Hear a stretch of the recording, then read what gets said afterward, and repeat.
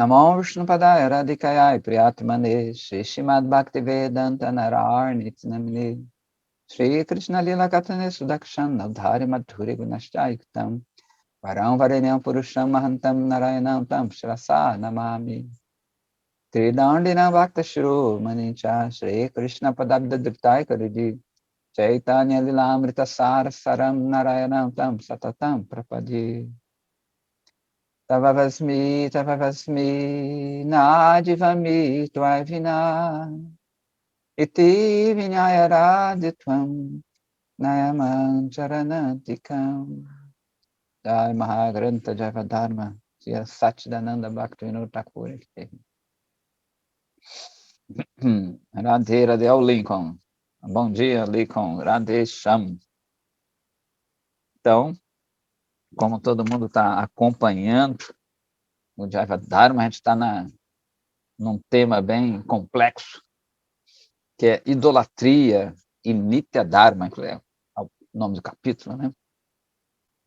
A gente teve mudou um pouquinho o flow, né? No último estudo, a gente parou no meio, assim, quer dizer, quase no final a resposta do Gorachandra, que se encontrou com Mullah Sahib, que é um erudito, né, na cultura islâmica, e eles estavam discutindo sobre isso, sobre idolatria. É um tema bem complexo. Então, o finalzinho da resposta dele fala assim, Adivatma, ou seja, o eu, Adiva, ou Atma, é coberto pela mente material. E, nesse estado, ela não pode se conhecer ou servir ou prestar serviço a Paramatma. Contudo, por realizar sadhana bhakti, né, essa prática que leva a bhakti, que consiste de ouvir, cantar e outras práticas, o Atma gradualmente desenvolve um poder espiritual. À medida que esse poder aumenta, as algemas materiais elas vão se afrouxando.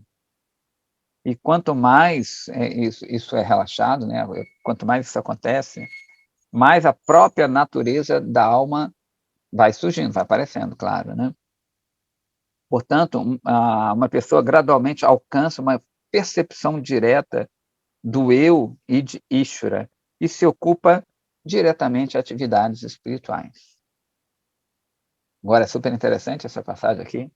Algumas pessoas pensam que devemos nos esforçar por perceber a verdade absoluta, por rejeitando tudo que não é verdade. Né? Isso é bem legal isso aqui. Ou seja, vou entender o transcendente por rejeitar o imanente, né? Aquilo que está aqui à minha volta. Eu vou rejeitar tudo isso aqui e automaticamente eu entenderia o transcendente. Né? A gente não corrobora com essa teoria. Né? Isso é conhecido como o cultivo do conhecimento árido. É aquela história que a gente já falou aqui, repetidas vezes. Né? Eles chamam naiti, neti, né? Não é isso. Eu vou descartando tudo que eu percebo, tudo que eu concebo como matéria, por isso que tem essa ideia nihilista no final, né? De que eu descarto tudo e realmente não sobra nada. Aliás, quem percebe essa sobra? Se é que sobra. Então ele continua, que poder tem uma alma condicionada para renunciar objetos que não são reais, que não são verdadeiros? Será que um prisioneiro está confinado numa cela, né? Claro, prisioneiro, pode se libertar simplesmente por desejar isso, né? Pelo poder da mente dele, né? É bem interessante, que é bem atual esse pensamento. Esses pensamentos que a gente está vendo aqui, eles não são uma moda, assim, né? Eles não são uma coisa que surgiu agora, não é uma coisa que surgiu. Já é um pensamento inerente do ser preso a esse mundo, né? Preso à matéria. A mente é muito parecida. Na verdade, a mente é igual para todo mundo, só que ela se manifesta de formas um pouquinho diferentes, mas a essência dela é a mesma. É criar alguma teoria que te mantenha por aqui, de uma forma mais grosseira, uma forma mais sutil. O seu objetivo, deve ser erradicar a ofensa que nos colocou nessa prisão. Não, o que me levou a isso? O principal defeito da Jivatma é que ela esqueceu que ela é uma serva eterna de Bhagavan. E é por isso que ela está presa por Maya e forçado a sofrer a felicidade, né? É interessante isso, né? Vai sofrer a felicidade, né? A tristeza e os repetidos nascimentos e mortes nesse mundo. Então, até a própria felicidade, para o sadhu, esse tipo de felicidade, né? A pseudo-felicidade, ela é um sofrimento.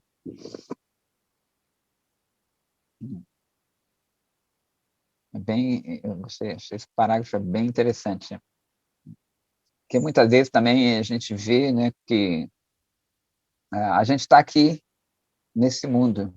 Tem teoria, não, você está aqui para aprender. Pô, vai aprender o quê, gente? No mundo da ilusão. O que você vai aprender no mundo da ilusão? Né? Tendo esse sentido, o que eu vou aprender? Se eu sou um ser espiritual, o que eu vou aprender na ilusão? Tem muita lógica isso. Né? Em geral, as filosofias, elas pouco dão a origem do meu estar, né, nesse mundo da matéria. Como a gente já falou outro dia, né, ou você sai de um lugar paradisíaco e vem para cá, o que é muito louco. Se o lugar é paradisíaco, como é que você vem para um lugar bem pior? Né? Ou não dá uma origem, né, por quê, né, a razão que eu estou aqui, ou então essa de que você vem aprender. Eu vim de onde? Aprender o quê? Né? Ou queimar meu karma. Né? São teorias que não têm muita lógica.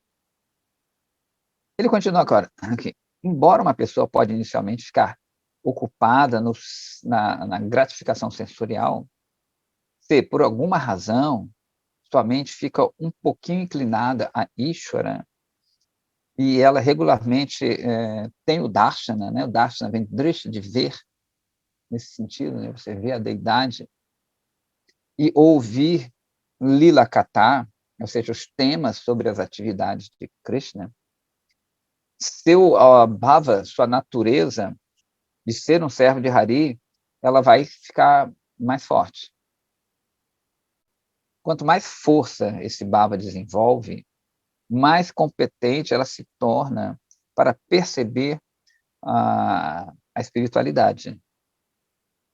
A única esperança de progresso espiritual para aqueles que são, mesmo que sejam um pouquinho qualificados espiritualmente, é servir a deidade e ouvir e cantar sobre Sri Hari. É por isso que os Mahājanas, as grandes almas, estabeleceram serviço à deidade. Tudo bem? Aí o Mullah fala assim, faz uma pergunta, na verdade, não é meditando numa forma do Senhor, dentro de si, dentro da sua mente, será que isso é superior a você confeccionar uma forma com elementos materiais? Ou seja, é melhor ficar meditando na Deus do que confeccionar uma estátua, sei lá, uma pintura e assim por diante. Né? Lembrando que os muçulmanos, eles nem Maomé, né, existem pinturas antigas de Maomé, o Muhammad, que tem ele mesmo, inclusive com a mãe dele. Né? Mas algumas pessoas, algumas linhagens lá deles, eles nem descrevem a forma de Maomé. Eu me lembro quando era garoto, tinha uma enciclopédia, eu gostava muito de enciclopédia, e era uma chama. Em cima do cavalo tinha uma gota de chama, assim, uma forma, cavalgando, que era a representação. Eu não entendi aquilo, achei estranho, uma chama cavalgando. E porque não podia representar Mohammed, né, ou Maomé. Então, a gente fala até dos arabescos, né, que foram criados por isso, porque não, nem Alá é representado em pintura, estátua, nada disso, né? Ele fala, não é melhor então você meditar, porque eu acho que na outra vez ele falou que, ou é depois, deixa eu ver, ele fala que realmente Alá teria uma forma, mas que ela não poderia ser representada com objetos materiais. Ele assume, né? Inclusive tem uns debates sobre isso no meio islâmico. Enfim, vamos botar aqui. Aí o Gurachanda fala assim, olha, isso é a mesma coisa, você meditar ou confeccionar uma forma, vai dar no mesmo. A mente segue a matéria, e qualquer coisa que ela pense também é material, né? Então, qual é a diferença entre eu meditar, tudo bem que vai ser uma forma sutil, ou uma forma mais grosseira?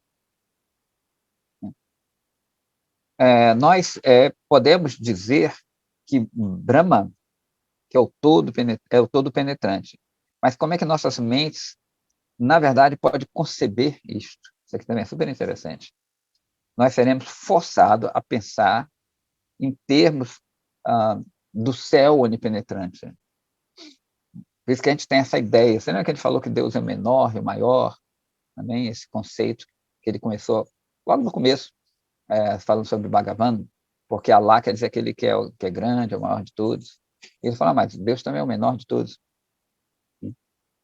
Mas, em geral, a gente tem essa ideia de Deus como o maior de todos. Por isso que quando vê a natureza, vê o sol, vê o mar, né? A pessoa fala, poxa, olha, como é que Deus não existe? Ou a natureza é divina, tem muito essa história, né? A natureza, Deus criou a natureza, a cidade não. Mas, na verdade, tudo é um produto, é um subproduto da divindade. Olha a natureza, o homem destrói a natureza, como se o homem não fizesse parte da natureza, né? A gente divide isso. E a natureza é super conflitante também.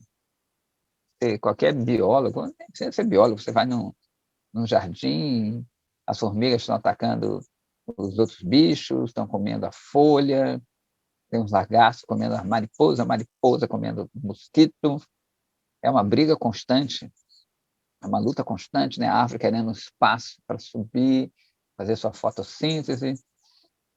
Então, a gente tem uma visão muito romantizada da natureza.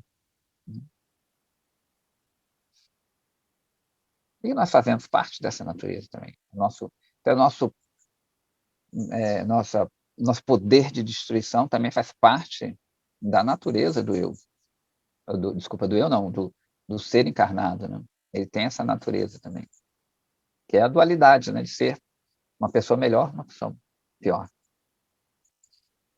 Então, ele começa assim, né? Ele começa, não, continua. Como é que a mente pode ir além dessa consideração?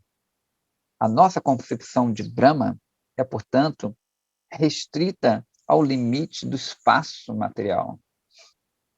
Então, né, se eu meditar em Brahma, né, ou como tem essas meditações meio padrão, que é você afastar todos os pensamentos que seriam advindos da mente, e zerar a mente. Então, sobraria esse espaço contínuo que, mesmo assim, eu não poderia meditar nele, né? Já que ele é contínuo e a mente ela é limitada, né? A tendência vai ser você esvaziar de tudo que existe, né? Então, já vai dar mais chocante, a cultura Vaishnava é chocante, que ela vai dando esses elementos de como certos tipos de processos, eles não são muito válidos, né? Tudo bem, você até se acalma, você para um pouco de pensar, tem uns lugares que você vai, não come, não fala, fica uma semana sem falar, não sei o que lá. Realmente, a pessoa fica mais calma, né? Ela vive num mundo conturbado, aí vai num lugar assim, aí acha o máximo. Mas, na verdade, os pensamentos, eles estão rodando ali. Então, você faz uma meditação X, Y ali, para você esvaziar aquilo que é mente. Que vai sobrar de novo. Sempre a gente vai cair no nada aí dessa história. Aí tem aquela história do nada, que é o tudo, e o tudo é o nada também. É nessa jogadinha, né? E ele continua assim: se uma pessoa disser assim, eu estou meditando em Brahma, a experiência de Brahma será limitada pelo tempo material, pois ela termina quando a meditação é concluída, né? Você medita em Brahma, parei, voltei. Como é que como é que a meditação mental pode figurar um objeto que está além, né, da matéria, quando ela está condicionada pelo tempo e pelo espaço, né, que é um fenômeno material? Alguém pode rejeitar a ideia de que a forma da deidade pode consistir de elementos materiais, tais como terra, água, né? E uma pessoa pode imaginar Ishvara, que ele está situado em todas as direções, em todos os lugares, né? Mas ainda assim, essa adoração da matéria. Ah, Deus está em todo lugar, né? Então ele está na matéria também. Então ele é material. Ah, Deus está aqui na mesa também, está em todo lugar. Pô, peraí, a mesa é material? Tudo é Deus? Nada é Deus? Né? Não, corroboramos muito com essa ideia. Tem um quê, né, que a gente corrobora até um ponto, que é a famosa teoria do Shakti Parinamavada, a teoria de Mahaprabhu, que Deus está presente em tudo, não como Bhagavan, mas como energia, né? A Vada, a teoria de Parinama, transformação da Shakti, da energia dele. Tudo é energia divina, realmente, mas ele não é Bhagavan. Por isso que essa dualidade é bem interessante nesse sentido, de Bhagavan e a energia dele. Então, Bhagavan compreende, né, a Sambarka, Brahman também, essa energia que permeia tudo. Porém, existe uma diferença aí, né? Nenhum objeto material pode suportar, apoiar, né, conter uh, a, o alcance da meta transcendental. A única coisa que facilita isto é o despertar da inclinação a Sri Hari. Inclusive, que é interessante que ele está sempre usando o nome Hari, quer dizer que aquele que rouba, que encanta nosso coração, que rouba nosso coração, rouba nossos sentidos, né? Bem interessante, significativo esse nome que ele está colocando aqui. Essa inclinação é inerente dentro da Divatma e é gradualmente fortalecida e convertida em Bhakti quando uma pessoa canta Sri Harinama, recita seus passatempos e recebe inspiração por contemplar a deidade. A forma espiritual de Sri Hari pode ser experimentada somente por Bhakti pura, não por Jnana ou Karma. Aí o Mullah fala assim: a matéria é distinta de Deus. Aí ele acabou de falar, permeia tudo, né? Eu penso que é melhor não adorar objetos materiais, porque é dito que Satã introduziu a adoração da matéria para manter os seres vivos presos neste mundo. E aí ele já entra com o conceito de Satã. Por isso que muitos, Satã quer dizer inimigo, né? Por isso que tem muitos evangélicos que falam, não, é o inimigo, é o inimigo. Né? Quem convive, se conhece um pouco, especialmente os neopentecostais, né? E aí fala, é o inimigo, porque Satã vem daí, né? É bem interessante. E o Gorachanda fala assim, ó, Ishvara é né? Ele é único, ele não tem um segundo, como eles falam, né? É one without a second, né? Um sem um segundo. Ele não tem rival. Tudo nesse mundo é criado por ele, está sob seu controle. Portanto, ele pode ficar satisfeito com qualquer objeto quando é usado em sua adoração.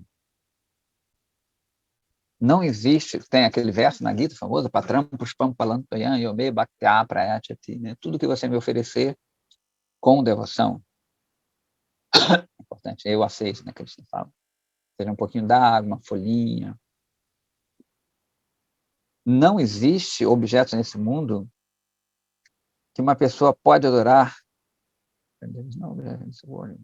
Não existe nenhum objeto nesse mundo cuja pessoa que adore pode fazer com que suscite, né, a sua maldade, a sua malícia de Krishna, de Deus, porque ele é todo auspicioso. Então não tem nada que você faça que vai fazer com que ele fique zangado. Isso é bem interessante também. Krishna não fica zangado. Quando aparece que está zangado, é outro bhava dele, outra forma do amor dele, né? Que para a gente vê como fosse zanga, ira, alguma coisa assim.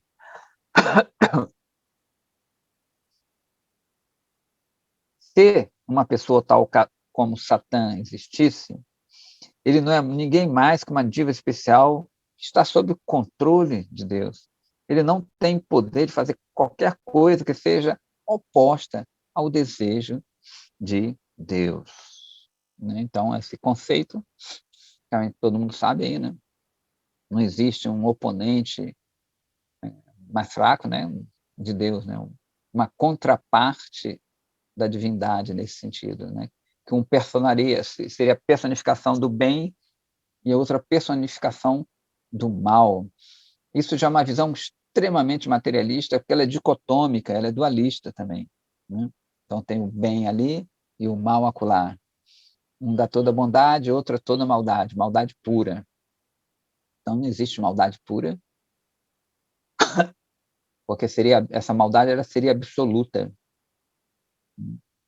Não tem um ser de maldade pura. Na verdade, ao contrário, toda diva ela é bondade pura, só que ela está coberta por essa ilusão. Né? Então, Maia também não é diabo nem nada disso. Né? Maia, que é justamente uma serva de Krishna. Então, esse conceito a gente não considera nem um pouco. Né? E até eu conversei com uma pessoa que é mais dessas religiosidades, né? E o Lúcifer, ou Satã, whatever, Baal, Beelzebub, ele não teria nunca salvação. Falei, caraca, é muito grave isso, né? O cara não teria nenhuma salvação. Que horror. Na verdade, qualquer um tem, né? Nem salvação, né? O despertar do prema. O Vaishnava mesmo não quer se salvar de lugar nenhum. Ele quer adorar Krishna. Então, teria os seres que ficariam nessa loucura para sempre, né? Muito estranho também. Por um pequeno erro, porque eles dizem que é um ser que se rebelou contra Deus. Na verdade, todo mundo se rebelou aqui contra Deus. Nesse sentido um pouco mais raso, todo mundo aqui é rebelde, como ele falou no começo, o Goratyanda, né? E todo mundo esqueceu que é servo de Krishna. Ou seja, a nossa lembrança é que nós somos os controladores, somos Ishvara, somos controladores. Então, a mesma coisa que um anjo rebelde, né, que quer controlar a divindade. Mesma coisa. Você pode perguntar assim, qual é a origem do pecado? Minha resposta é a seguinte: Vidya, conhecimento, é o entendimento que as divas são servas de Bhagavan.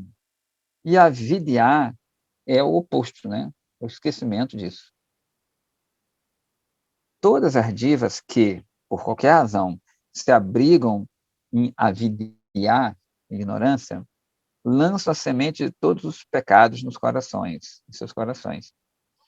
Enquanto as sementes de pecado não podem ficar no coração das divas, que são companheiras eternas de Bhagavan. Né? Então, digamos, a origem de todo pecado, né, é avidya, justamente esse vidya, conhecimento, avidya, né, a ignorância de você, do teu status quo, né, seu status, de você, da sua natureza. Uma pessoa, né, deve entender esta verdade de avidya de forma muito cuidadosa. Ao invés de imaginar um mito extraordinário de Satã, né, você botar, inclusive, a culpa em outrem. É o cara que te tenta lá, né, a culpa realmente não é muito sua. essa personificação maléfica que tenta você tem que fugir dele. Na verdade, esse Satã, né, esse inimigo está dentro da gente. Na verdade, é dito que tem 6 inimigos, né? Kama, Krodha, a ira, a inveja, a luxúria, a loucura. Tem mais que um inimigo. Então, essas coisas estão dentro da gente, não estão externas. O externo é outro que tem seus inimigos também. Ali. Então, isso significa que não é uma ofensa adorar o Senhor em elementos materiais. A adoração da deidade é essencial para aqueles que têm uma capacidade espiritual baixa. E é particularmente auspicioso para as pessoas que têm uma capacidade espiritual alta. Né? Então, um vai ter aquilo mais ou menos como um apoio, como um começo, que ele ainda está vendo a matéria ali, o outro já vê o próprio Krishna ali, no próprio Bhagavan ali. É um mero dogma pensar que a adoração à deidade não é boa. Não existe lógica ou evidência no Shastra que apoie essa posição. O Mullah fala assim: a inclinação a Deus não pode ser estimulada por adorar a deidade, porque a mente de uma pessoa, né, que realiza tal adoração sempre permanece confinada às propriedades da matéria. Lá está resistente ali. Aí Gorachandra. Podemos entender um defeito assim, na sua teoria. Podemos entender o defeito na sua teoria por estudar as histórias, né, antigas daqueles que se tornaram grandes devotos. Muitas pessoas começaram a adorar a deidade enquanto eles eram simplesmente neófitos, iniciantes. Mas, na medida em que seu sentimento devocional desenvolveu, né, por meio da companhia dos devotos puros, a sua percepção do transcendental e da sua consciência, né, da sua consciência espiritual, da deidade também aumentou, e, eventualmente, eles se tornaram imersos no oceano de prema. A conclusão aqui é que satsanga, ou seja, você ficar junto com sat, com a verdade, que né, está nos sadhus, é a raiz de todo o avanço espiritual. Quando uma pessoa fica na companhia de bhaktas de Sri Hari, que estão completamente situados na consciência divina, ela desperta uma afeição transcendental por Sri Hari. Quanto mais essa afeição incrementa, mais a ideia da matéria, né, que é a ideia material, na verdade, ela vai sumindo. E, através da grande boa fortuna da consciência divina, ela vai naturalmente despertando. Aquilo que a gente sempre fala aqui, que você vai se inclinando para Krishna, naturalmente a matéria ela vai sumindo. A Srila Prabhupada sempre falava, né, que é para você tirar o ar de um copo, você joga água, o ar vai embora. Para você tirar algo, você põe algo maior, sublime, e o resto naturalmente vai embora. Não precisa você tirar o ar e botar água, ou tirar algo e botar. Né? Você põe algo que é transcendente, que ocupa qualquer espaço. Né? Inclusive, é interessante que a palavra Brahma, quer dizer, vem de Bri, que é aquilo que se expande. A gente já falou isso aqui, vamos repetir. Né? Que quando Krishna entra no seu coração, como ele é muito espaçoso, sabe aquelas pessoas que, às vezes, você está num lugar assim, ou no ônibus, eu vejo que tem gente que já chega assim, se esparrama toda, né? Toma o lugar dos 2, 3. Eu queria também assim, abre a perna, né? Tem esse cara que abre a perna, fica ali, se espalha tudo, não quer nem saber se alguém quer sentar ali do lado. Né? Então, isso aqui é altamente prejudicial, aqui é uma falsa educação, mas Krishna é muito bom. E Krishna se esparrama, porque ele é Brahma.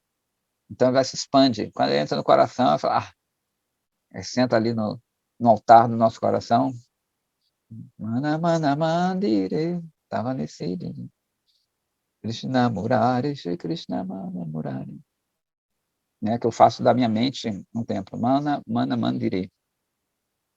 E Hridaya Mandire também, meu coração. Então, Krishna se esparrama, ele não quer mais ninguém. Ah, que tudo é meu. Krishna é gulosão. Em contraste a isso, a consideração das religiões não arianas, né, no sentido de puras, se opõe à adoração à deidade. Mas considera uma coisa, ele está falando, vamos lá. Quantos deles alcançaram uma perfeição espiritual? Eles gastam seu tempo em argumentos maliciosos, né? Quando eles têm percebido a devoção verdadeira de Bhagavan. Então, ele diz que, né, na prática, as pessoas que adoraram a deidade, elas têm mais êxito do que as que não adoraram, que ficam nessa meditação, né, de rejeitando essa forma transcendental. Aí o Mullah fala, não existe falha se uma pessoa realiza o bhajana interno de Deus num sentimento amoroso. Externamente se ocupa na adoração à deidade. Contudo, como é que a adoração a Deus, como é que pode ser a adoração a Deus? Adorar um cachorro, né, um gato, uma serpente ou um devasso. Essa acho que ele mandou direto para Krishna, né? Nosso reverendíssimo profeta Paigambara Sahib, até meio redundou, Paigambara quer dizer profeta também, Sahib é o senhor, veementemente condenou tal adoração de objetos materiais. Inclusive, eu estava lendo também uns artigos muçulmanos, eles falam que não existe uma coisa nítida que você não deve adorar formas ou desenhar formas.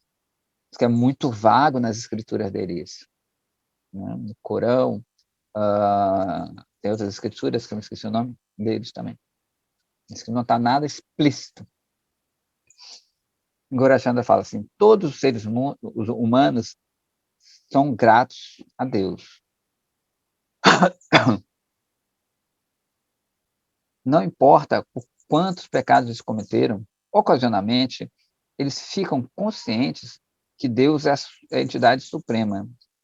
E quando eles são dotados dessa crença, eles se inclinam ante as coisas extraordinárias desse mundo, que é o que a gente falou, né? Coisas que você não pode entender, que são muito grandes, muito poderosas. Em geral, a gente vai ver isso, que é o Viratrupa, que Krishna mostra na Gita, que o Arjuna nem curte muito, aquela forma universal que a gente chama, e que são essas formas enormes, né? Dos peixes, eu sou o tubarão, o tubarão está sempre em movimento, ele tem uma fome insaciável, assim como Krishna. Né? Sou leão, essas coisas, né? O rei das selvas. Leão quer dizer Hari também, outro nome de leão. Então ele vai falando de muitas coisas extraordinárias. Mas ele fala no final também que essa é a visualização mais pobre de mim, que é você ver a natureza. É tipo um panteísmo, né? Panteísmo é quando você acha que tudo é divindade. Se tudo é divindade, eu fico por aqui mesmo. Né? Não há nem questão de você procurar uma saída. Se tudo é divindade. Eu também sou a divindade, né? Cai nesse conceito também. Né? Quando as pessoas ignorantes são inspiradas por sua gratidão a Deus, elas naturalmente oferecem respeito ao sol, ao rio, à montanha, ou a animais enormes. Né?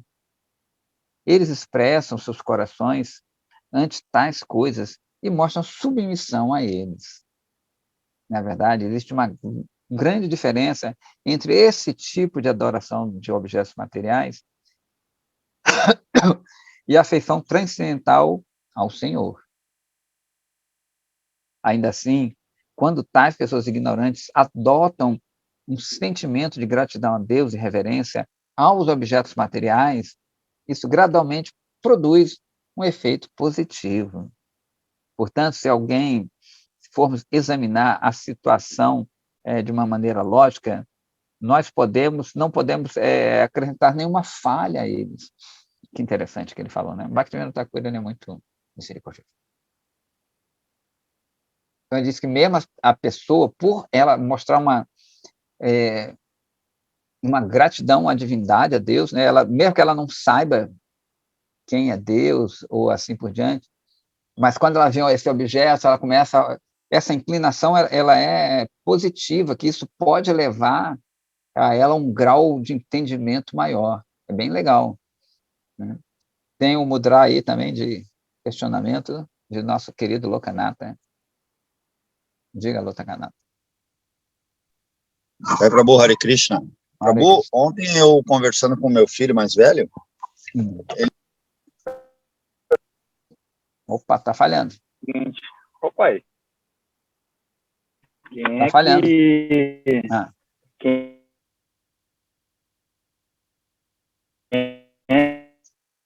Não estou conseguindo te ouvir. Alô? Radhe, Radhe. Câmbio.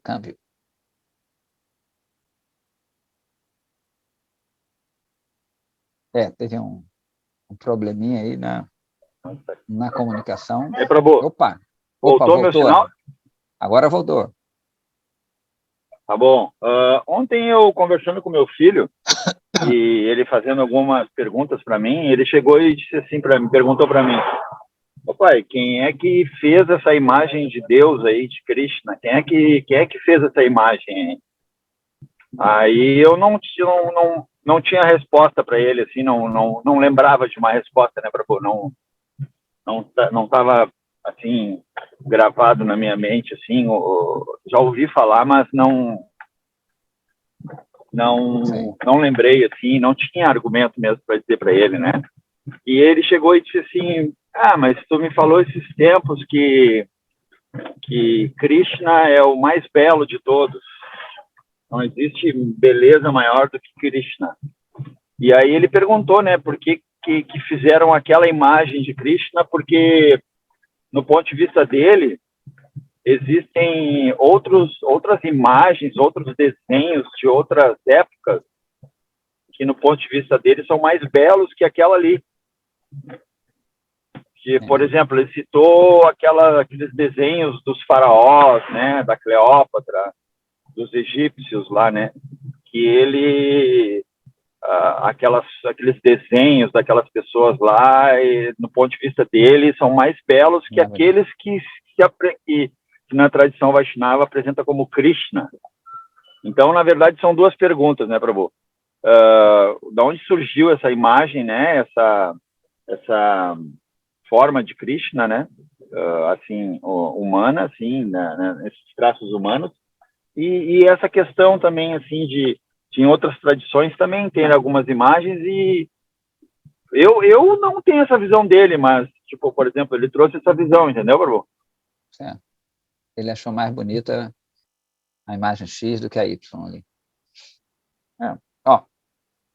O nosso Adi-Guru, né? Adi, quer dizer, o primordial Guru é Brahma.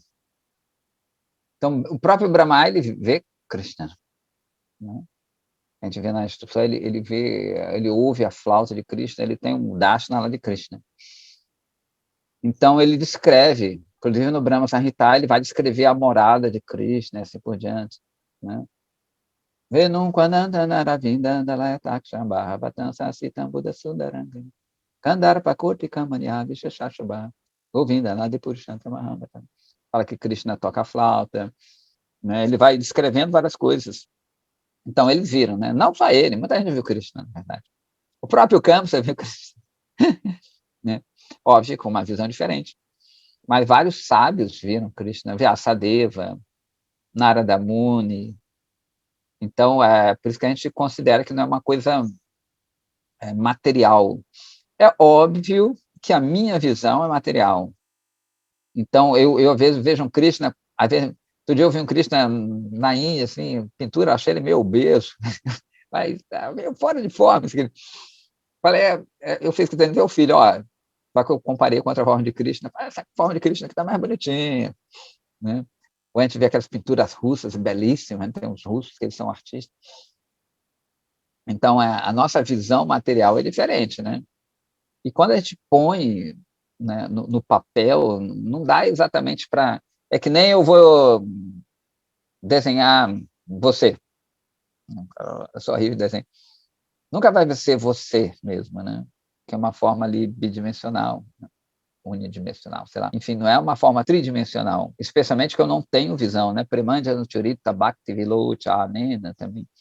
O Brahma falando que para você ver Krishna, ele tem que ter, a gente tem que estar com os olhos untados, como ele está falando aqui, com a polpa da devoção.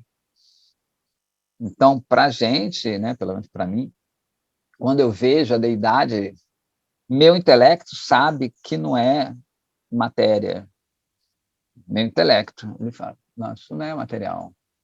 Mas eu não ajo como se fosse espiritual, né? Se eu agisse, estava em outro nível.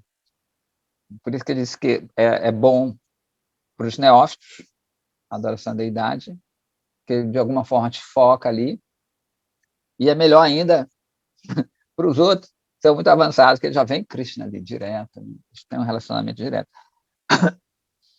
Então, não é uma coisa inventada, são sábios que viram. Né? Eu tomei um chá e viajei, eu tive uma visão de que Deus era assim, né? São sábios que fizeram austeridade, né? Dhruva Maharaja, ele vê Vishnu, mas porque ele tomou um piripaque, lá fumou nada. O que ele fez? Ele entra em meditação profunda, depois de muita austeridade ali, ele canta os mantras, né? Narada Muni fica indo nos lugares sagrados, ele tem uma visão, na verdade, só a audição, né, de Krishna. Brahma, ele faz austeridade, a maioria deles, ele fica tapas, ele fica anos, milhares de anos fazendo austeridade. Então, não é qualquer Zé Ruela que vê Krishna, né, porque tomou, fumou, sei lá, fez o quê, né, ou meditou meia hora. Quer dizer, quase todas as histórias, eles fazem muita austeridade nessa vida ou em outras vidas, e eles têm o darshana, né, a visão de Krishna. Depois eles passam para a gente. E as pessoas vão confeccionando isso. Inclusive, como eu falei do Krishna meio barrigudinho, é o artista que fez aquilo ali, né? Então, ele concebeu pelos gunas dele, o artista, ele está movido pelos gunas. Então, ele escreve ele mais assim, assado. E essa questão de beleza é muito relativa, né? Krishna é mais bonito, porque Deus é o mais bonito. Então, isso, na verdade, uma pergunta está ligada à outra, né? Não estão separadas. E se o faraó é mais bonito, não sei, né? A concepção dele também. Assim como aqui nesse mundo, você pode achar fulana X. Outro dia eu vi um negócio de essas artistas, todo mundo achando a menina bonita, eu achei ela feia para burro, né? Então, isso depende do conceito de cada um, né? Que está influenciado pelos gunas. Né? Não tem gente que vê aquelas pinturas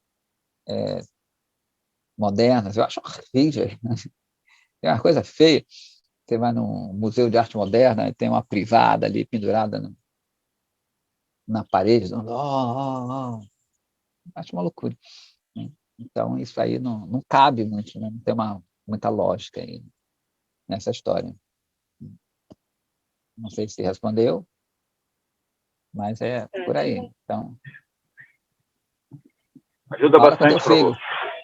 Né? Sim, ajuda bastante.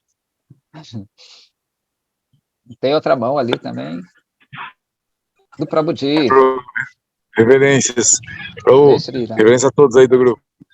Prabhu, eu queria perguntar também, em cima disso que o senhor comentou, e que o Prabhu Luciano falou também, assim, Krishna, eu imagino assim que ele apresente a beleza absoluta, assim como a harmonia absoluta, a bondade absoluta, ou seja, tudo de Krishna é absoluto. Então, como é que a gente pode ter acesso a esse conceito do absoluto em relação à beleza? Porque, como o senhor falou, geralmente a gente trata com a beleza como se fosse um conceito relativo, tá? A beleza está nos olhos de quem vê, né? Geralmente tem essa frase Essa por aí, né? história. E como é que é isso, então, da beleza absoluta de Krishna, que independe dos olhos de quem o vê? Porque esse ditado é interessante se a gente botar para Krishna. A beleza está nos olhos de Krishna. E não, a beleza está nos nossos olhos. Porque, na verdade, a gente não sabe o que é belo ainda. O nosso conceito, como você falou mesmo, nosso conceito ele é dual de beleza. Antigamente, até as gordinhas eram o conceito de beleza, aquelas pinturas mais antigas, aí depois foi as magérrimas, agora está voltando mais ou menos, tem que estar mais cheinho. Cada um tem um nível de beleza. Então, enquanto eu não for tocado por essa beleza, eu não vou perceber o que é beleza. Já que a nossa beleza ela depende de outrem, de uma comparação. Aqui nesse mundo, eu preciso de ter uma comparação. Esse é feio, esse é bonito. Então, eu nunca posso achar tudo bonito ou tudo feio. Eu estou justamente no mundo da dualidade. Então, na verdade, eu nem sei o que é beleza. O filho dele ali, aquela beleza, era aqueles traços assim no Egito antigo, aquela coisa assim, aqueles narizes mais assim, entendeu? Eles tinham outros conceitos de beleza. Antigamente era uma mulher branquinha, era considerada mais bonita, o negro já não era, agora é o contrário, cabelo liso, depois enrolado, black, caracolado. Então, esse conceito de beleza, não seria nem o conceito, seria a beleza em si, Krishna é beleza em si, ela só é percebida quando você atinge um grau de espiritualidade muito grande.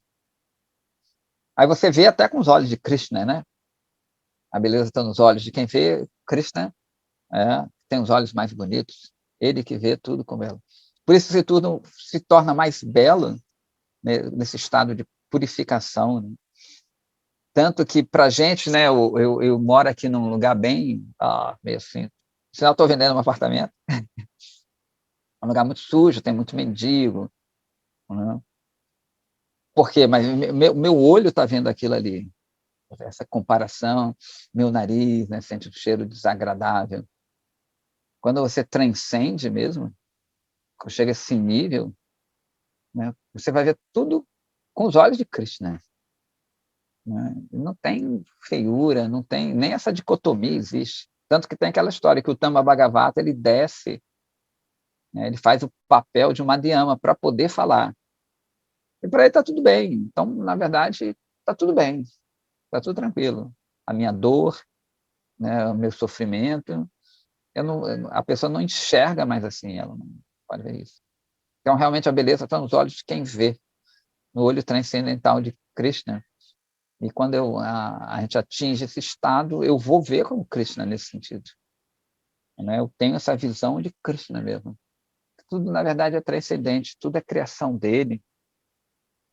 E, na verdade, ele é a beleza. Né? Janmadi asyayataha, né? Como diz na Atato Brahma Jinyasa, o primeiro verso do Vedanta Sutra. Né? Agora que você está nessa forma aqui humana, tem que questionar sobre Brahma. E depois, Janmadi asyayataha, tudo é originário de Krishna, né? Krishna cria tudo. Então, a beleza, assim como você falou, o ápice da beleza é ele, o ápice da renúncia, o ápice da inteligência, tudo vem dele. Enquanto eu estiver do outro lado, digamos assim, eu sempre vou ver essa dualidade. Quando eu estou do lado dele, é como se eu visse tudo com o farol dos olhos dele. Aí eu vou ver realmente o que é belo, né? E não essa dualidade. Na verdade, eu vou ver até a dualidade como bela, no sentido mais amplo, porque eu não estou vendo mais essa dualidade. Então, aquilo que era dual, né, já não existe mais.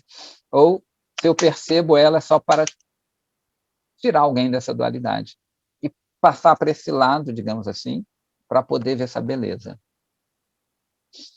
Ok? Não sei se foi.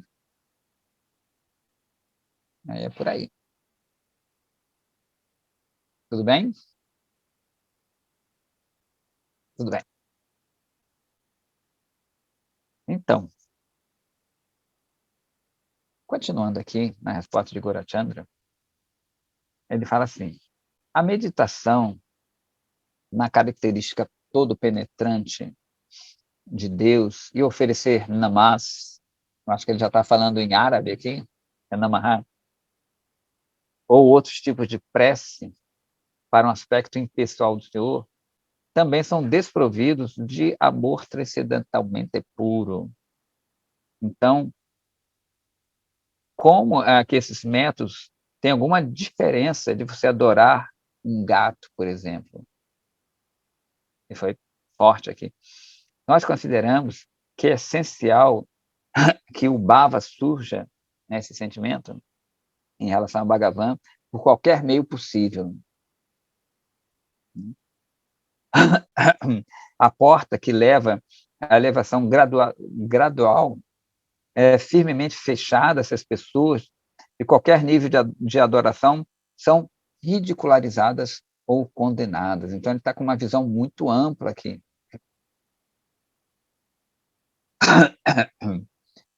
Né, uma visão bem de Mahaprabhu, que está aceitando qualquer migalha, qualquer coisinha como um modo de segurar essa pessoa e levar para esse estado mais elevado. Na Srila Prabhupada, ele falou que ele não fez isso, se eu tiver que cozinhar carne para os outros, cantarem Hare Krishna, né, adotarem isso, eu farei isso. Né, que é o humor de Nityananda. Ele fala qualquer coisa, se eu puder elevar essas pessoas, óbvio que ele não fez isso, né, gente? Tudo bem. Mas isso é uma expressão da vontade dele, né, de trazer as pessoas para esse conhecimento. Nityananda, né? Nityananda de porta em porta, era vilipendiado, né? Ou seja, xingavam ele, ele fala, não, eu quero levar essa pessoa para Mahaprabhu. Aí que a gente fala aqui da misericórdia selvagem. Eu sempre me esqueço, acho que, eu não sei se agora eu ouvi, não, agora eu ouvi falar, fala misericórdia selvagem, né? Aquela misericórdia que atravessa barreiras. Siddhara Maharaj fala, nós somos os kamikazes do Senhor, né? Os kamikazes de Prema. Você todo mundo conhece o kamikaze, né? Que para deter os navios, eles se matavam, né? Atiravam o próprio Zero, que é aqueles aviões chamados Zero, nos navios. Eles falam, são kamikazes do amor, né? Kamikazes de Prema. Isso é bonito. Ou seja, a gente vai se mata. Ele estava chamado Suicide Squad, nós chamamos Esquadrão Suicida de Bhaktisiddhanta Saraswati Thakura, que foi o dia do aparecimento dele, inclusive, né, na sexta-feira. Nós estamos no Esquadrão Suicida. A gente topa qualquer coisa para levar essa mensagem adiante. Né? Então, qualquer coisa que eles façam. Né? Meninos e meninas, a gente não pode imitá-los, tá? Ah, a Prabhupada fez isso, então eu vou cozinhar carne, porque não. Esses são seres especiais, eles têm o poder, mesmo assim, a maioria da coisa que eles falam, mas não fazem isso. É só para demonstrar a vontade, né, insaciável deles, de fazer qualquer coisa. Tem uma história, Srila Prabhupada, ele tá dando uma palestra e tem o microfone está sempre caindo, precisava amarrar aquele microfone, ele não conseguia falar para a multidão, e ele pede para um discípulo tirar o cordão bramânico e amarrar. Né? Isso seria uma heresia para os ortodoxos. Vou tirar o cordão bramânico e amarrar o microfone. Ele fala qualquer coisa para Krishna. Né? Então, esses Vaishnavas modernos, mais modernos, né? Não que é moderninho, mas que é desses tempos mais modernos, e como estão imbuídos por esse espírito de Nityananda, de fazer qualquer coisa, eles quebram muitas regras. Interessante, né? Porque a regra maior é aquela sempre se lembrar de Krishna. E a segunda é nunca se esquecer de Krishna. Depois vem outras regras, mas essas são as regras principais. Né? Então, eles têm essa coisa da misericórdia, né? Mahaprabhu, ele quebra a balança da justiça. Ele, não vou pesar nada, não. Quem merece, quem não merece. Né? Que é o espírito da época mesmo, de Mahaprabhu. Né? De ter uma regra maior que vá adiante. Shridhara Maharaj também fala isso. Né? Se as regras elas não estão suscitando esse amor, você tem que rever isso aí. Você está sendo tão duro nas regras e não... Seu coração está duro, cara. Isso também não é uma desculpa para não fazer regras, mas saber lidar com elas. Né? Sempre repito aqui, Srila Gurudev falar que as regras são nossas amigas, não são nossas inimigas. Isso não tem a ver como uma coisa super dura e horrível, um saco. É óbvio que isso é difícil, né? Mas tem que ver com são minhas amigas, elas estão me acompanhando aqui, estão me ajudando a não sair do caminho. E também não ficar tão ligado às regras, às vezes, quando tem um irmão espiritual, ele não consegue fazer uma coisa e falar mal dele. Né? A gente está no reino do amor. É difícil, né? Nossos corações são duros. E às vezes a gente entra assim num sadhana muito forte, e na verdade nem é um sadhana mesmo. Né? Às vezes é o nosso desejo tão de se livrar desse mundo. Né? Você quer se livrar desse mundo, está sofrendo, e quer se livrar desse mundo fazendo sadhana forte, forte, forte. Olha, presta atenção, não estou dizendo que não é para não fazer sadhana, mas é o humor, né? A coisa interna que influencia. Aí você fica duro, ele fala, dry knowledge, seco, com teus irmãos espirituais, não fica amoroso. Está fazendo sadhana pra caramba, né? Acorda, sei lá, não sei quando das horas, fica irritado, qualquer coisa te irrita, né? Fica falando não me toque, só um brahmachari, ou brahmacharini, não posso fazer, uma coisa seca, né? Não é amoroso. Isso não é muito a nossa história, né? A gente quer ser amoroso. Né? Também não é amoroso artificial, para fazer qualquer coisa. Então, existem esses dois extremos, a gente tem que estar sempre vigilante também nisso. Então, tem que tomar cuidadinho.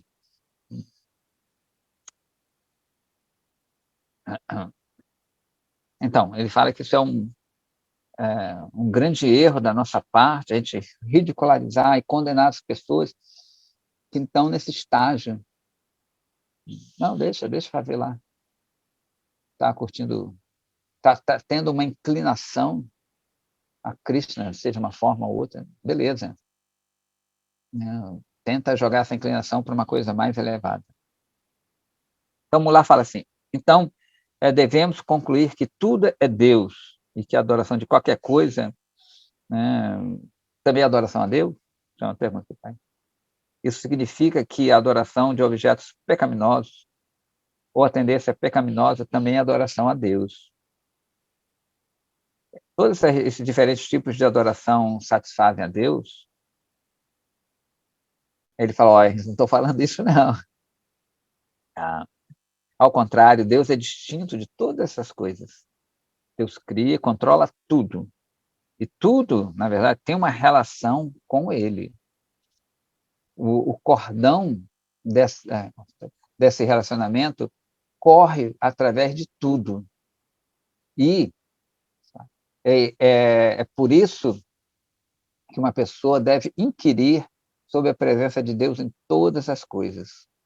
Quando uma pessoa assim o faz, né, na presença de Deus, sobre a presença de Deus em todas as coisas, uma pessoa gradualmente vai saborear ou experimentar esse gosto supremamente transcendental e se tornar perceber, né, a entidade consciente. Isso está expresso no Sutra de Nyasa Aswadanavadi. A inquisição, né, você inquirir, leva à experiência. Você fica se questionando sobre aquilo ali e um dia você experimenta aquilo ali. E ele fala assim, vocês todos são panditas muito eruditos. Se, de forma bondosamente, vocês considerarem esse tema, sendo muito generosa, ele está sendo bem educado, vocês vão entender isso aí. Nós, Vaishnavas, estamos completamente desinteressados em coisas materiais e não queremos entrar num longo batalha de argumentos. Se vocês, por favor, nos permitirem, nós vamos sair, né, e ouvir a sublime narração do Sri Chaitanya Mangala, que é dulcíssimo, recomendo a leitura de todos, a todos, né? Chaitanya Mangala é belíssimo, muito bonito, muito poético. Eu acho que o Chaitanya Charitamrita talvez seja um pouco mais filosófico e o Chaitanya Mangala é mais doce. Que é interessante como o Bhaktivinoda Thakur é feríssima, né? E ele acaba aqui, né? Ele tá aqui, já está fechando esse capítulo.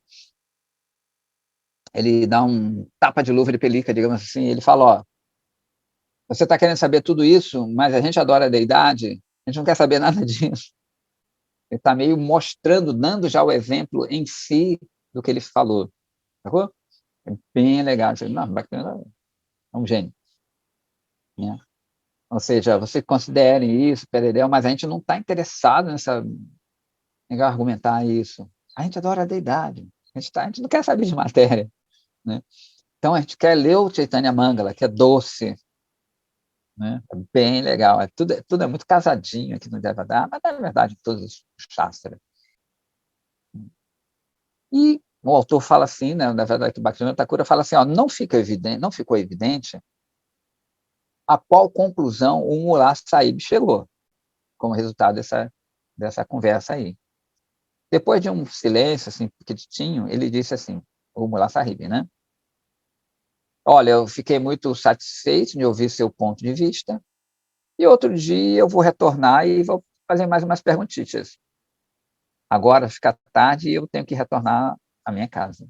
Aí eles montaram lá seus cavalos e foram para suas casinhas lá. Os babadis, todos ali começaram a gritar os nomes de Hari com grande deleite e entraram no templo para ouvir a recitação do Chaitanya Mangala. Né? Então a gente vê como o Bhaktivinoda Thakur amarra toda essa narrativa, tanto de forma histórica, digamos assim, como filosófica, poética, muito bonito. Vai dar uma joia. São 7h37, mas a gente vai entrar ainda no capítulo 12, intitulado Nitya Dharma, Sadhana e Sadhya. Ou seja, a natureza eterna, Nitya Dharma, né, seus deveres eternos, Sadhana, a prática, e Sadhya, a meta dessa prática, desse caminho. Então, ele começa aqui descrevendo, muitos capítulos ele começa descrevendo o local, assim, é bonito. Outro dia eu ouvi um Vaishnava dizendo isso sobre Gajendra Lila, né, o passatempo de Gajendra, aquele elefante. E são vários textos só descrevendo o local, Trikuta, a montanha de Trikuta. E ele explica, dizendo que é para a gente entrar na lila. Achei interessante. Ela falou, por que fica tanto tempo só descrevendo um lugar que é celestial, nem espiritual é? Né? Que essa história que é bem interessante ocorre num planeta celestial. Mas como o próprio Vishnu entrou, né, ele foi nesse planeta ali, tudo, na verdade, virou um Dhamma. E diz que Shukadeva Goswami, eles começam a descrever o local para a gente entrar na lila. É bem legal, né? Então, tudo tem um porquê, né? Óbvio que eu não sei tudo, né? Mas sempre que a gente ouve assim, os porquês, a gente tenta falar para outra, né? E para a gente mesmo. Então, ele entra aqui já descrevendo. Ele fala assim, ó, Sri Navadvipa Mandala, ou seja, aquele complexo, aquela circunferência ali de Navadvipa, que são 9 ilhas, é supremo entre todos os lugares sagrados do mundo. Assim como Sri Vrindavana Dhama, que vamos lá em outubro, né? Ele tem uma circunferência de 32 milhas quadradas, ou seja, 32 milhas quadradas vai dar uns 50 quilômetros quadrados, mais ou menos. E ele tem o formato de uma pétala, de uma flor de lótus com 8 pétalas, que é a descrição de Vrindavana também assim, tá? No centro dessa pétala fica Sri Antardvipa. Antar, inclusive, Antar quer dizer para dentro. Né? Antar e Barri para fora, Antar, para dentro. Ou seja, ela é a parte interna da flor, né? de Mayapura. Desculpa. Ao norte de Sri Mayapura fica Shimantadvipa, onde o templo de Sri Simantadevi está situado. Essa é uma história bonita, que é de Parvati. Simanta é essa parte aqui das meninas casadas, quando né, aquilo repartido aqui, meio. Tem uma história de Parvati aí. Então, ao norte desse templo é uma vila chamada Bilwa Pushkarini. E ao sul tem Brahmana Pushkarini. Esta área, que é localizada na seção nordeste de Sri Navadvipa, é comumente chamada de Simulia. Na época de Mahaprabhu, Simulia era a residência de muitos panditas eruditos, até meio redundante, né? O pandita já é um erudito. O pai de Shatidevi, todo mundo se lembra, Sri Nilambara Chakravarti Mahashaya, também morava nessa ilha, não, desculpe, nessa vila, né? O pai de Shatidevi, que é, ou seja, o avô de Chaitanya Mahaprabhu, né? Agora, não longe dali, da casa do Nilambara Chakravarti, né? Vivia um brahmana védico chamado Vrajanatha Chakravarti. Lembra desse nome, Vrajanatha, desculpa, Bhattacharya. Vrajanatha Bhattacharya, ele vai ser um personagem ao longo de vários capítulos. Então, não se esqueça de Vrajanatha. Ele tinha sido assim, ele era brilhante, desde pequenininho já era fera o garoto. Né? Ele estudou sânscrito numa escola em Bilwa Pushkarini. E ele se tornou assim superior na ciência da lógica, Nyaya Shastra. A gente está vendo aqui como a Bengala era permeada por esses lógicos, o pessoal que estudava Nyaya. Né? Não é à toa que Adwaita Prabhu chamou Chaitanya Mahaprabhu para essa região. Quem já leu, né, o Chaitanya Charitamrita, você fala que ele fala, essa terra aqui está... O pessoal só quer saber de lógica, de debate, não quer saber de devoção, né, para ver como não é legal. Vassana, Radhe, Vassana. Opa, tem mudrazinho de perguntinha de novo, nosso inquisitivo Lokanatha. Muito bem.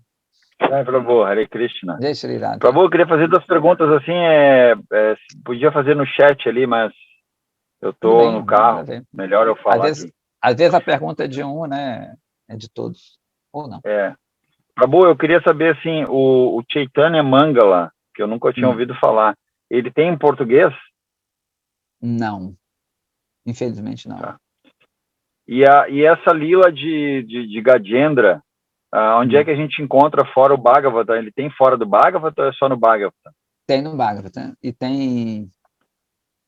Eu não sei exatamente. Em outro Purana eu sei que tem. Inclusive tem o Gajendra Stuti, acho que é mais no sul da Índia, são as preces de Gajendra que são cantadas, tem umas pessoas que cantam constantemente Gajendra Stuti. Vai ter um especial de Gajendra. Mas não sei Prabhu? Vai ter um especial de Gajendra. Porque Poxa, eu sou muito afeiçoado a essa lila, assim, eu sou muito afeiçoado a aquilo ali. É chocante, tem vários detalhes, assim, é bem, bem interessante. Tem no outro canal, a Era do Avatar, porque agora vai ser Dhruva Maharaja, aí talvez ao próximo dia, porque eu falava 2 vezes por semana, só estou falando 2 vezes por mês, só estou falando 1 vez por mês. Mas eu penso que talvez na próxima seja a história de Gajendra, com detalhes, é muito bonito mesmo. Não dá para falar tudo, porque é 1 hora e pouco lá, mas tem muitos detalhes interessantes. Quem era Gajendra antigamente, né? O que é o crocodilo, é bem interessante. Mas tem outro Purana, eu não sei se é Padma Purana ou Vishnu Purana, ou ambos. A maioria, esses Puranas maiores têm várias histórias do Bhagavata e às vezes tem um olhar diferente também. que enriquece mais ainda a história. Gratidão, Prabhu. Hare Krishna. Radhe. Então, continuando aqui, eu me lembro que sua capa assim, do celular, né, que aparece aqui, era Gajendra, inclusive. Eu me lembro logo no começo. Sim, continua sendo sempre, Prabhu. É? Porque eu Sim. vejo aqui só o Jagannatha. Onde é que tá? Então, esse Vrajanatha, me lembra sempre do nome, que, como falei, vai ser um dos personagens principais, pelo menos, acho que uns 15 capítulos, sei lá. Ele estudou sânscrito, né, na escola em Bila, e né, tinha estudado Nyaya Shastra, que é lógica, e ele era um gênio em argumento, o cara era fera, né? E ele intimidava, inclusive, vários. Ele é fera. Aí ele cita vários lugares onde ele passava, era o cara, né? Isso é bem legal a história dele. Sempre que tinha um encontro de panditas, Vrajanatha Nyaya Panchanana, né? Ele costumava inflamar essa assembleia com argumentos sem precedentes, explosivos. Entre esses panditas, tinha um cara extremamente cruel chamado Nayayika Chudamani, que ficava assim, mortificado quando ele recebia, bonito aqui, né, como é que é? As flechadas agudas, é bem poético, da lógica do Vrajanatha. Né? Então tinha esse cara que não gostava fera e ele não conseguia derrotar o Vrajanatha. Esse cara, esse lógico, resolveu partir para a grosseria que ia matar ele, o Vrajanatha. Né? E ele queria usar o oculto, né? A gente sabe que lá na Índia tem a mandinga mais forte que na África, né? É brabo lá, especialmente na Bengala, como a gente já falou aqui. Tem um ditado lá que a gente ouve na Índia que todo bengali, sabe, é meio feiticeiro. Tinha uma conhecida minha que morou na Índia, ela falou, porra, cuidado com as bengalas. Então, inclusive, o pessoal adora muito Kali, como a gente falou, Calicut, diz que era a cidade de Kali, e Calcutta é justamente a capital do Bengala. Então, até hoje a gente vê muito pessoal adorando Kali. Eu me lembro que uma vez eu estava lá em Navadvipa e estava tendo uma procissão para Kali. É estranho, tem uma vibração meio estranha mesmo. Os caras lá têm sobre alguns devotos que receberam lá umas maldições lá. Pegou mesmo, né? Enfim. Então ele queria matar o cara fazendo essas práticas mágicas, né? Ali no final ele se mudou para um crematório em Rudra-Dwipa, logo onde Rudra-Dwipa de Shiva, e começou a cantar mantras dia e noite para matar o nosso querido Vrajanatha. Isso é muito legal, o desfecho dessa história é muito legal. Era Amavasya é aquela noite da a lua nova, né? É onde tudo é escuro.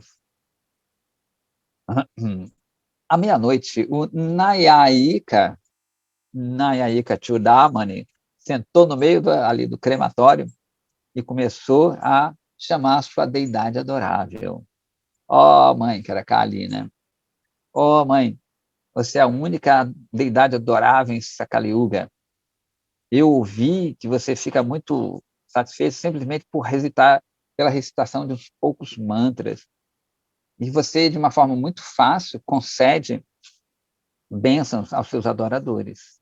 Ó deusa da face terrível, este servo se submeteu a tremenda austeridade por recitar seus mantras por muitos dias. Por favor, seja misericórdia comigo pelo menos uma vez. Ó mãe, embora eu seja, assim, tenho muitas falhas, você ainda é minha mãe, né? Tá apelando aqui. Por favor, desculpe todas essas minhas falhas e apareça perante mim hoje. desse modo, repetidamente chamando, com uma crise assim, bem desesperado, com muita avidez, Nyaya Chudamani ofereceu oblações ao fogo enquanto pronunciava o mantra, né, em nome de Vrajanatha. Né? A mandinga forte aqui. Quão assombroso era o poder desse mantra. Então, diz que o céu começou a ficar ali